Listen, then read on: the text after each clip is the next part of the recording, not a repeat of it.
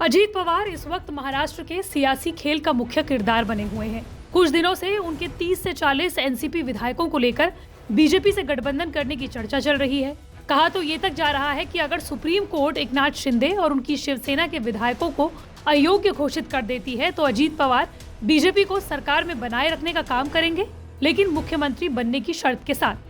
हालांकि इन तमाम दावों पर 18 अप्रैल को अजीत पवार ने एक बयान के साथ संपूर्ण विराम लगा दिया। ये सब खबरें गलत है, उसमें कुछ भी तथ्य नहीं है, ये दिखाना बंद कर दो, ऐसा मेरा आह्वान।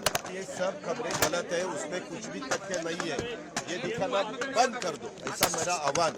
अजीत पवार को स्पॉटलाइट में लाने का काम बीजेपी या एनसीपी ने नहीं किया, बल्कि उद्धव ठाकरे की शिवसेना प्रवक्ता संजय राउत ने किया, जिसकी वजह से अजीत पवार और संजय राउत आमने सामने आ गए हैं। जब हफ्ते भर पहले अजीत पवार ने एनसीपी की पूर्व निर्धारित कार्यक्रम रद्द किए, अचानक पीएम मोदी और सीएम एकनाथ शिंदे के प्रति नर्म रुख अपनाया तो विपक्ष की भौं चढ़ने लगी। उस वक्त संजय राउत ने बीजेपी पर आरोप लगाते हुए कहा कि शिवसेना के बाद बीजेपी एनसीपी के भी 2 हिस्से करना चाहती है।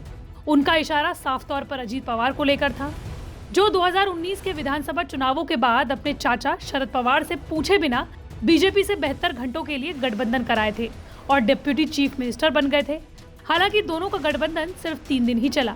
बहरहाल अजीत पवार के बीजेपी संग गठबंधन न करने का श्रेय भी संजय राउत ले रहे हैं। शिवसेना सांसद संजय राउत ने कहा कि मैंने सामना में सच्चाई लिखी, जिस कारण एनसीपी में बीजेपी का ऑपरेशन लोटस फेल हो गया, लेकिन मेरी सच्चाई अजीत पवार को चुप क्यों रही है। इससे पहले अजीत पवार ने एनसीपी के प्रति वफादारी का जिक्र किया था तो तंज संजय राउत पर भी कसा था। अजीत पवार ने बिना राउत का नाम लिए कहा था कि कुछ लोग दूसरे दल के होते हुए भी एनसीपी के प्रवक्ता बन रहे हैं, उनसे यही कहना है कि अपने दल की बातें करें। अजीत की इसी बात से संजय भड़क गए और कहा कि आज एनसीपी के कई नेताओं पर केंद्रीय जांच एजेंसियों का दबाव है और बीजेपी इसी दबाव के चलते एनसीपी को तोड़ने में जुटी हुई है। जब शिवसेना टूटी थी तो अजीत पवार और उनकी पार्टी ने खूब वकालत की थी। अब जब मैं कर रहा हूं तो अजीत पवार को बुरा क्यों लग रहा है।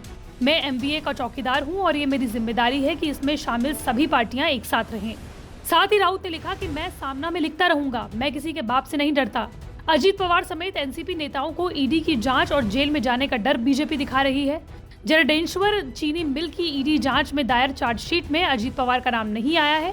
ये दबाव तंत्र की राजनीति है।